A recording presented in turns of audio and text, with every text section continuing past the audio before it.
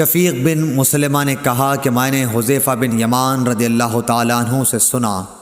حذیفہ رضی اللہ تعالیٰ عنہ نے فرمایا کہ ہم حضرت عمر رضی اللہ تعالیٰ عنہ کی خدمت میں بیٹھے ہوئے تھے کہ آپ نے پوچھا کہ فتنے سے متعلق رسول اللہ صلی اللہ علیہ وسلم کی کوئی حدیث تم میں سے کسی کو یاد ہے؟ میں بولا میں نے اسے اسی طرح یاد رکھا ہے جیسے حضور صلی اللہ علیہ وسلم نے اس حدیث کو بیان فرمایا تھا۔ حضرت عمر رضی اللہ تعالیٰ عنہ بولے کہ تم رسول اللہ صلی اللہ علیہ وسلم سے فتن کو معلوم کرنے میں بہت بے باک تھے۔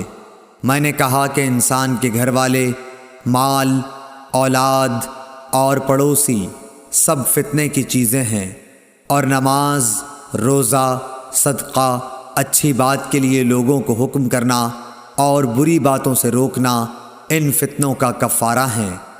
حضرت عمر رضی اللہ تعالیٰ عنہ نے فرمایا